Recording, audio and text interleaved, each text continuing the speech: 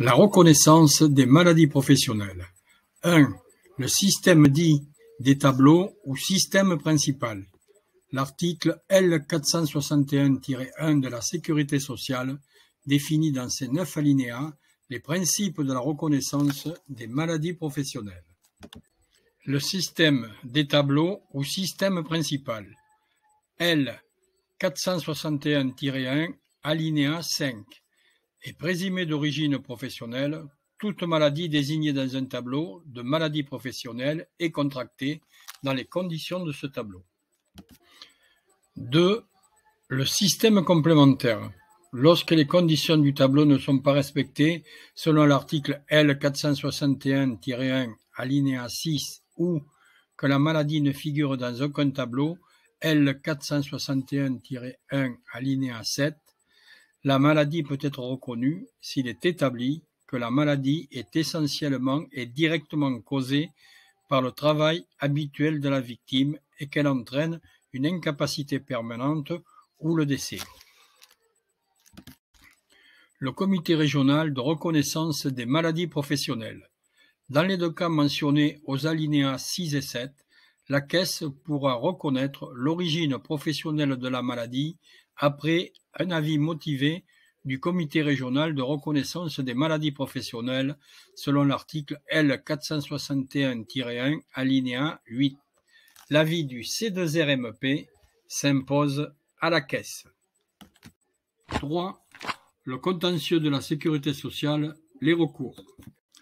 La modernisation de la justice du XXIe siècle, complétée par la loi de programmation, ont entraîné une réforme structurelle profonde du contentieux de la sécurité sociale. Fusion du tribunal d'instance et du tribunal de grande instance en tribunal judiciaire. Transfert des compétences du contentieux de la sécurité sociale vers le pôle social du TGI. L'objectif de la réforme. Distinction entre le contentieux médical et le contentieux non médical, avec une phase précontentieuse obligatoire.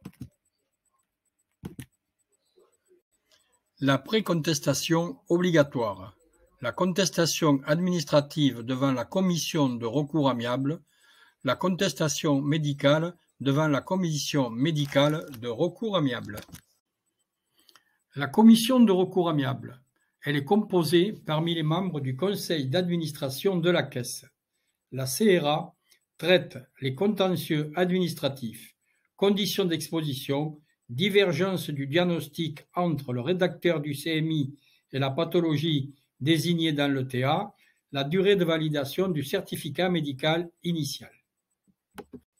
La commission médicale de recours amiable est l'échelon régional du contrôle médical.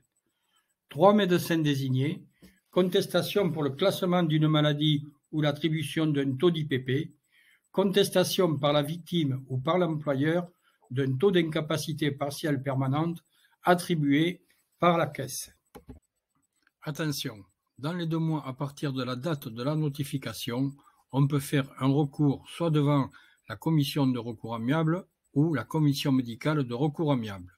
Mais sans réponse dans les 2 mois de la CREA ou dans les 4 mois de la CMREA, cela signifie un rejet que l'on pourra toutefois contester devant le pôle social.